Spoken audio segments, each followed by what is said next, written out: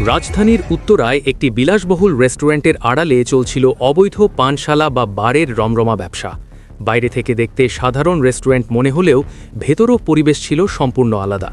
গভীর রাত পর্যন্ত সেখানে চলত ডিজে পার্টির উদ্দাম উল্লাস আর মদ্যপানের আসর। কিন্তু বৃহস্পতিবার মধ্যরাতে পুলিশের এক ঝটিকা অভিযানে এই অবৈধ সাম্রাজ্যের পতন ঘটে। উত্তরা ১২ নম্বর সেক্টরে অবস্থিত কম্বে রেস্টুরেন্ট অ্যান্ড বারে পুলিশের এই শ্বাসরুদ্ধকর অভিযানে অন্তত ১৪০ জনকে হাতে নাতে আটক করা হয়েছে। এই ঘটনা শুধু ওই এলাকায় নয়, বরং পুরো রাজধানী জুড়েই এখন আলোচনার কেন্দ্রবিন্দুতে পরিণত হয়েছে। জানা যায়, দীর্ঘদিন ধরেই এই রেস্টুরেন্টের আড়ালে অত্যন্ত সুকৌশলে অবৈধভাবে বারের ব্যবসা চালানো হচ্ছিল। পুলিশের কাছে এই বিষয়ে বেশ কয়েকবার গোপন তথ্যও আসে যে এখানে নিয়মিত মাদকের আসর বসে এবং উঠতি বয়সী তরুণ-তরুণীরা এখানে এসে বিপদঘুমি হচ্ছে। এই তথ্যের ভিত্তিতে ঢাকা মেট্রোপলিটন পুলিশের একটি বিশেষ দল বৃহস্পতিবার রাত ১২টার দিকে আকস্মিকভাবে বারটিতে হানা দেয়।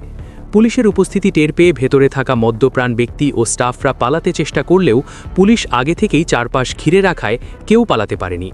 অভিযানের সময় ভেতরের পরিবেশ ছিল রীতিমতো চমকে দেওয়ার মতো। চারদিকে ছড়িয়ে ছিটিয়ে ছিল অসংখ্য মদের বোতল আর ডিজে ফ্লোরে চলছিল উদ্দাম নাচ গান। অভিযানের সময় পুলিশ অত্যন্ত প্রফেশনালিত্বের পরিচয় দেয়। তারা ভেতরে থাকা প্রতিটি ব্যক্তির মদ্যপান করার বৈধ লাইসেন্স বা পারমিট যাচাই বাছাই করে।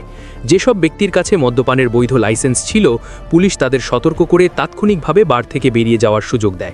কিন্তু যাদের কোনো লাইসেন্স ছিল না এবং যারা অবৈধভাবে এই আসরে যোগ দিয়েছিল, এমন ১৪০ জনকে আটক করে আশপাশের বিভিন্ন থানায় নিয়ে যাওয়া হয়। এই বিপুল সংখ্যক আটকের ঘটনা উত্তরাসহ পুরো ঢাকার মাদক ব্যবসায়ীদের মধ্যে চরম আতঙ্ক সৃষ্টি করেছে। উত্তরা বিভাগের ঊর্ধ্বতন পুলিশ কর্মকর্তারা গণমাধ্যমকে জানিয়েছেন, এই রেস্টুরেন্টটির বার চালানোর কোনো বৈধ অনুমোদন ছিল না। তারা দীর্ঘদিন ধরে প্রশাসনের চোখ ফাঁকি দিয়ে অবৈধভাবে এই ব্যবসা চালিয়ে আসছিল। পুলিশ আরও জানায়, শুধু এই একটি বার নয়, রাজধানীর বিভিন্ন এলাকায় যেসব রেস্টুরেন্ট বা ক্লাব অবৈধভাবে মাদকের ব্যবসা করছে, তাদের বিরুদ্ধে এই ধরনের অভিযান অব্যাহত থাকবে। পুলিশ কর্মকর্তারা স্পষ্ট ভাষায় হুঁশিয়ারি দিয়ে বলেছেন, আগামী দিনে মাদকের বিরুদ্ধে জিরো টলারেন্স নীতি মান্য করা হবে। কোনো ব্যক্তি বা প্রতিষ্ঠান যত প্রভাবশালী হোক না কেন, মাদকের সঙ্গে জড়িত থাকলে তাদের কোনোভাবেই ছাড় দেওয়া হবে না। এই অভিযানের খবর ছড়িয়ে পড়ার পর স্থানীয় সাধারণ মানুষ এবং অভিভাবকরা পুলিশের এই কঠোর পদক্ষেপকে সাধুবাদ জানিয়েছেন। দীর্ঘদিন ধরেই তারা এই ধরনের অবৈধ বারের কারণে এলাকার পরিবেশ নষ্ট হওয়ার অভিযোগ করে আসছিলেন।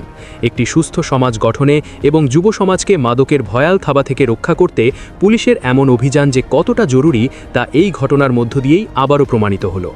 এখন শুধু দেখার বিষয়, প্রশাসনের এই কড়া নজরদারি আগামীতে কতটা দীর্ঘস্থায়ী হয় এবং এর ফলে ঢাকা শহরের এই অবৈধ মাদক ব্যবসার লাগাম কতটা টেনে ধরা সম্ভব হয়।